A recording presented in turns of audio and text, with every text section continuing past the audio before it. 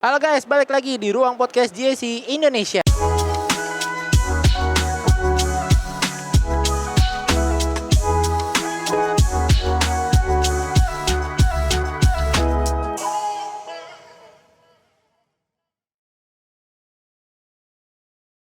Nah, kali ini kita akan ngebahas mengenai perjalanan nyata dari teman-teman JC Indonesia melalui Jelajah Nusantara. Ini juga mengamini dari yang kemarin episode mengenai customer yang sudah menguji Ion Y Plus sampai ke kota Bukit Tinggi. Dan kali ini saya bareng sama Mas Iqbal. Halo. Ini adalah Iqbal Taufikur Rahman selaku Product Planning Strategic Indonesia, GAC Indonesia. Yes. Duh, agak belibet nih kalau ngomong sama Iqbal nih. Gue agak gimana gitu ngomong sama kegantengan lo, Bang. Bisa aja. Oke, nah kali ini gue tuh mau ngebahas mengenai myth and fact yang mudah Oke. dipahami, menghibur dan juga relatable sama masyarakat umum tentang produk-produk JC Indonesia. Oke. Sebenarnya apa sih gitu loh. Sebenarnya kayak podcast ini bertujuan mengedukasi publik mengenai kemampuan nyata EV melalui pengalaman Mas Iqbal sendiri di Jelajah Nusantara. Sambil ngebahas mitos-mitos umum seputar mobil listrik dengan pendekatan kepada publik dan juga customer kita nih. Oke, siap. Oke, nah Seru nih kayaknya pembahasannya nih ya. kayaknya seru ya. Seru. Tapi agak-agak chill aja kali ya. Oke, siap. Kalau biasanya kan lu talk show langsung langsung formal gitu kan. Kita santai aja berarti sekarang ya. Santai kayak aja. ngobrol Kalau aja di ya. ruang podcast JC itu kita santai Bener. tapi bermakna. Oke, siap. Gitu. Oke, gue mau nanya mengenai Jelajah Nusantara sebagai validasi nyata. Mas Iqbal, bisa cerita sedikit tentang perjalanan Jelajah Nusantara dan apa insight paling menarik soal penggunaan EV di rute panjang dan menantang? Oke. Jadi kita sekarang ngomongin Jelajah Nusantara nih. Jelajah Nusantara itu memang tujuannya kita adakan ya. Itu bertujuan untuk menguji durability dari mobil-mobil GAC Indonesia. Ya, jadi apalagi yang rakitan lokal nih. Sekarang kan GAC Indonesia udah rakitan lokal semua ya Mas Waldo ya. Oke. Udah CKD semua gitu ya. Jadi sebelum kita kirim ke customer mobilnya, pasti kita pengen nguji terlebih dahulu nih mobilnya aman nggak sih gitu kan. Mobilnya durable nggak sih kalau kita pakai di jalanan Indonesia khususnya gitu ya. Kita tahu di jalanan Indonesia kan macem-macem nih kontur jalannya, ada yang tanjakan, turunan, jalanan rusak segala macam. Nah, kita nggak pengen dong ngirim mobil ke customer tapi kitanya sendiri belum tahu kualitasnya seperti apa. Kita nggak pengen kayak gitu. Makanya kita adakan Jelajah Nusantara ini tujuannya untuk memastikan kalau mobil kita itu aman dan juga durable gitu ketika dipakai di jalanan Indonesia. Nah, insight-nya sih banyak banget ya. Ternyata setelah kita pakai selama perjalanan keliling Pulau Jawa gitu ya, itu hasilnya sangat memuaskan. Kenapa? Karena surprisingly kita selama kurang lebih 1 minggu ya perjalanan full itu dari Jakarta ke keliling Pulau Jawa balik lagi ke Jakarta, itu nggak ada problem sama sekali loh. Wah. Benar, nggak ada problem sama sekali, perjalanan semuanya lancar dan ya sangat memuaskan hasilnya sesuai dengan ekspektasi kita. Oke. Nah, tapi kan gini. Banyak orang mengatakan EV itu nggak bisa jalan jauh.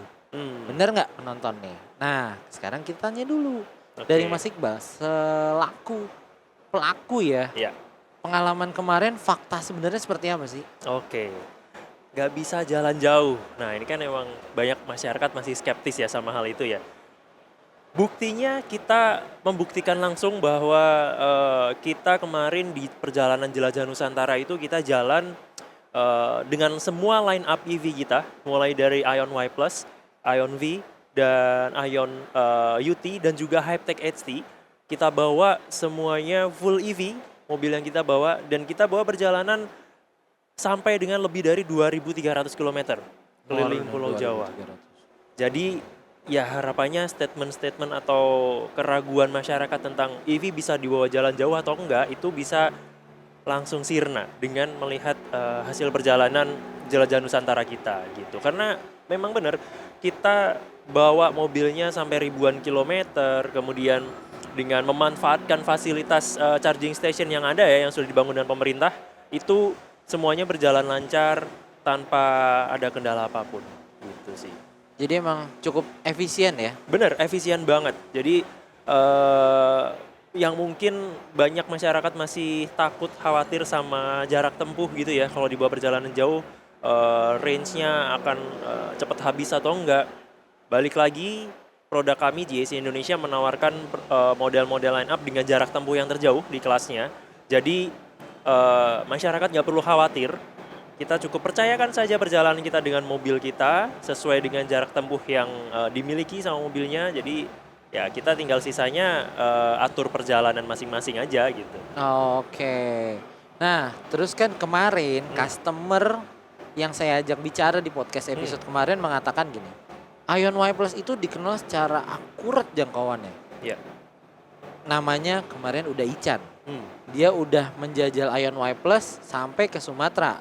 Wow. Nah, kalau buat Mas Iqbal, itu sebenarnya berapa persen dan berapa akurat sih dari klaim yang sudah dilakukan dari JAC sendiri? Ya bener, nah ini menarik banget nih Mas Waldo.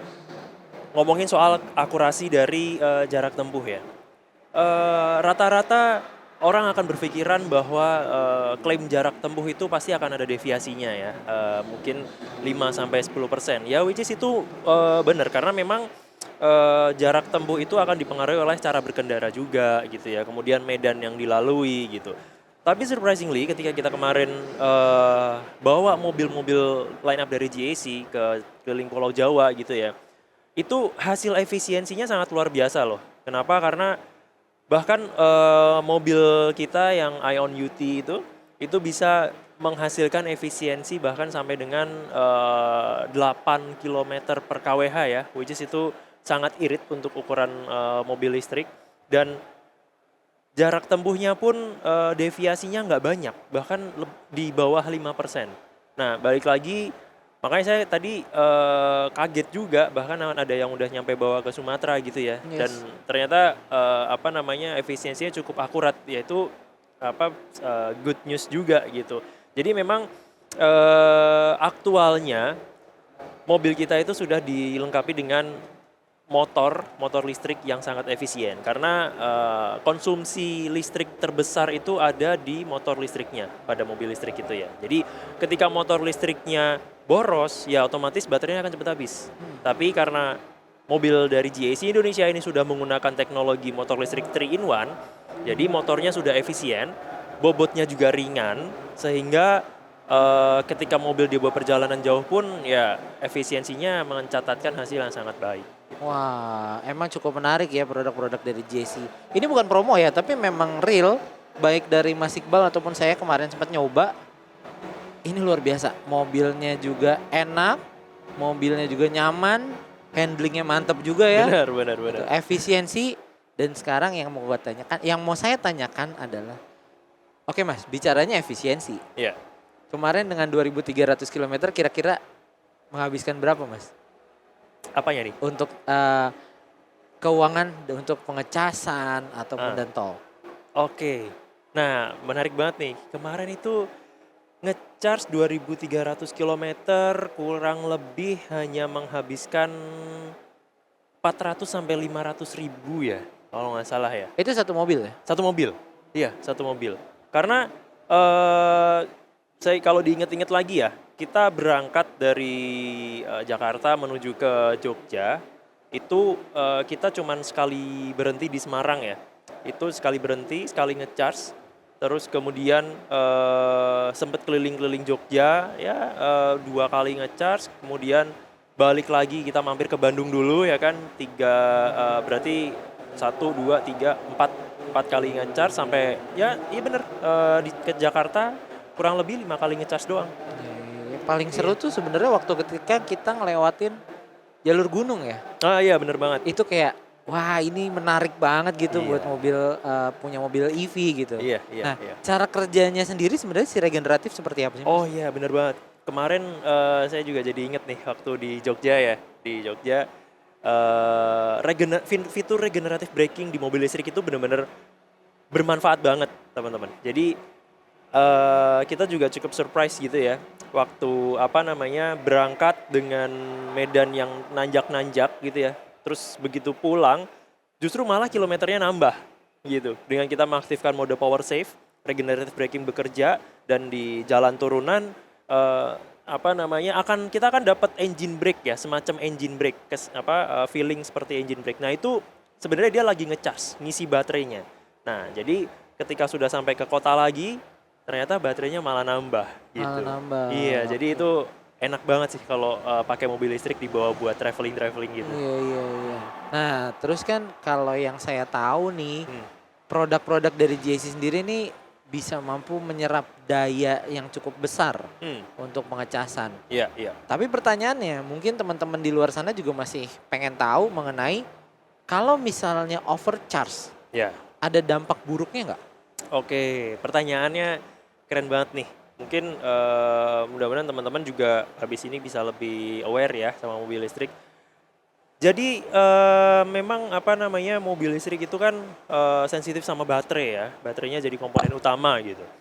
Nah, tadi kan pertanyaan tentang overcharge. Nah, ini perlu di note dulu bahwa mobil dari GAC Indonesia itu sudah ada sistem safety-nya, Mas Waldo. Jadi let's say gini, misal kita lagi ngecharge gitu ya, pulang ke rumah, terus kemudian kita ngecharge, terus kita tinggal tidur, sampai pagi ternyata udah 100%. Nah, ini 100%-nya ini dayanya berlebih atau enggak? Pasti akan ada pertanyaan kayak gitu kan. Nah, jawabannya adalah enggak. Kenapa? Karena mobil kita udah dilengkapi dengan sistem safety untuk auto cut ya. Artinya ketika sudah mencapai 100% ya arus yang masuk akan di stop gitu. Jadi dia mobil nggak akan menerima arus berlebih gitu. Dan kalau misal kita ngecharge di SPKLU pun juga sama. Ketika misal baterainya udah 100% tapi daya yang kita masukkan gitu ya masih sisa, itu kan dari pihak SPKLU-nya juga udah ada safety-nya ya. Jadi akan langsung nge-cut arus yang masuk.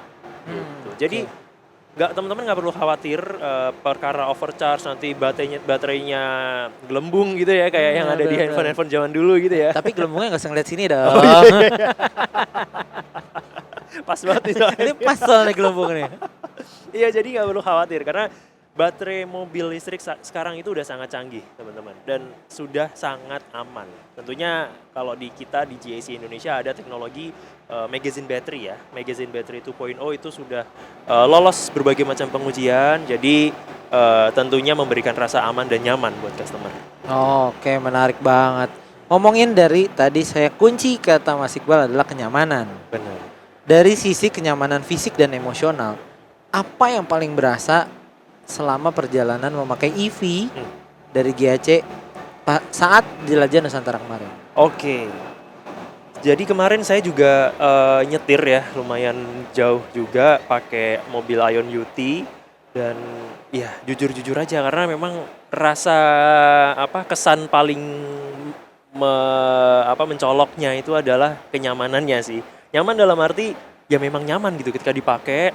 Terus support bangkunya yang tebal, kemudian empuk, rasa berkendaranya, suspensinya itu memang nyaman. Apalagi untuk mobil hatchback ya, sekelas mobil hatchback seperti itu tapi bisa menghasilkan rasa kenyamanan berkendara, suspensi, kemudian handlingnya. Jadi nyaman itu nggak cuman sekedar kita empuk bawanya ya, tapi pede bawanya. Karena surprisingly mobil Ion UT itu ketika dibawa untuk manuver itu handlingnya enak banget Mas Waldo. Gitu. Okay. Jadi memang line up GAC ini menurut saya lengkap sih. Kita menghadirkan berbagai macam line up dengan karakteristik masing-masing.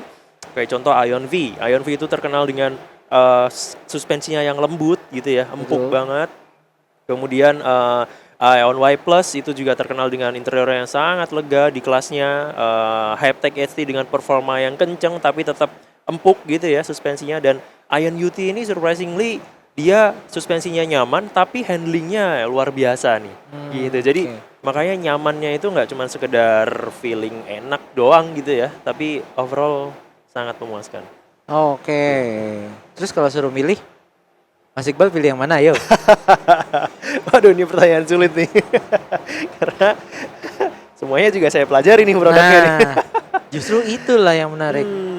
Mana yang paling menarik dari ya produk yang udah ada lah ya. GSC Kan Indonesia ada ya. Ion V, Y Plus, Ion UT dan juga Haptek HD gitu. Oke, kalau saya pribadi ya, jujur ya, saya akan memilih Ion V. Oh, kenapa tuh? Karena Ion V itu ya kalau kita ngelihat dengan kehidupan kita sehari-hari ya, maksudnya kita apalagi tinggal di kota-kota besar gitu ya, di Jakarta. Nah, itu cocok banget karena mobilnya lengkap, fitur-fiturnya ADAS-nya lengkap, buat di kemacetan sehari-hari juga nggak jadi isu gitu karena mobil dengan harga di bawah 500 juta udah ada fitur kursi pijatnya, ventilated seatnya atau bahkan mungkin heated seatnya ya, kursinya bisa jadi pemanas, itu kan sangat langka gitu kan mobil seperti itu. Terus ya ada kulkasnya gitu kan. Oh, Saya juga kulkas ya? iya, Iya, saya iya. hampir tiap hari ngopi mas. Oh, Jadi panas dong berarti di Bener. di dalamnya. mau kulkasnya mau dibuat panas bisa, mau dibuat dingin bisa gitu. Jadi makanya ya kayak sekarang aja saya sampai bawa kopi gitu. Jadi itu relate banget sih sama Kehidupan sehari-hari ya. kehidupan sehari. Jadi makanya Ion V yang paling komplit sih menurut saya. Paling komplit. Oke. Iya. Oke, kalau misalnya secara umum nih, orang banyak ragu loh menggunakan EV ya. Kita juga lihat market share juga agak turun mengenai EV dibanding yang ICE gitu. Sebenarnya realitanya yang Mas Iqbal lihat tuh seperti apa?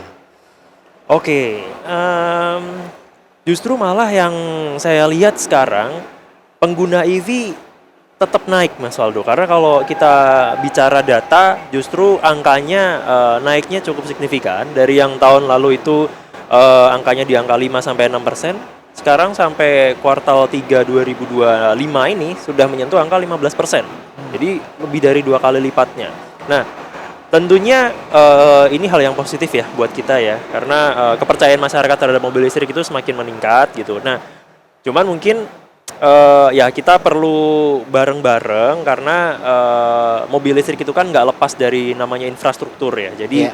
kita juga tentunya ya bergantung sama infrastruktur gitu ya. Mudah-mudahan kedepannya infrastruktur bisa lebih masif lagi perkembangannya dari mulai charging station atau mungkin bahkan di China pun udah ada yang bisa wireless charging ya mobilnya ya. Betul, Jadi betul. di parkiran-parkiran itu mobil tinggal mundur, nanti sesuai sama lokasinya udah tinggal ngecharge, nggak perlu ribet nyolok-nyolok lagi. Nah itu kan sebuah kemajuan infrastruktur ya. Mudah-mudahan harapannya kedepannya Indonesia bisa ada di level itu sehingga ya kepedulian terhadap mobil listrik ini semakin meningkat karena dampaknya sangat positif. Kenapa? Karena terutama terhadap lingkungan ya. Lingkungan polusi jadi semakin berkurang pastinya. Kemudian dari masyarakat yang pakai mobil listrik pun juga merasakan kehematan dari sisi biaya operasional, biaya chargingnya yang murah, servisnya yang murah gitu ya. Jadi ya mudah-mudahan kedepannya jadi lebih baik lagi. Wah, itu sebenarnya relate banget tuh karena kemarin pas podcast pertama itu barengan sama Dirutnya Jasa Marga. Oh, oke. Dia bakal bikin SPKLU yang berbasis AI. Wih, keren banget Gitu. nih. Jadi sistemnya dia mau bikin ketika orang mobilnya mau masuk tuh, Ya. gate-nya kebuka. Oh, Gitu. Terus tiba-tiba begitu mobil udah sampai, mobilnya udah langsung ngebaca sistemnya dia dari Travoy aplikasinya Jasa Marga. Ngebaca bahwa oke, ini mobil mesti ngecas sekian persen. Iya. Tuh, setelah selesai beres langsung. Oh, Gitu. oke. Jadi kita nggak perlu setting-setting ngira-ngira mau ngisi berapa Yes. gitu nggak perlu ya, akan lebih simple ya, lebih seamless simpel ya. lagi. Itu sebenarnya udah kalau kita lihat sebenarnya hampir sama kayak di Cina sebenarnya. Benar. Gitu. Oke. Terakhir Mas Iqbal, Oke. ada pesan paling sederhana nggak untuk masyarakat yang masih ragu atau takut beralih membeli mobil listrik? Pesan paling sederhana, coba dulu.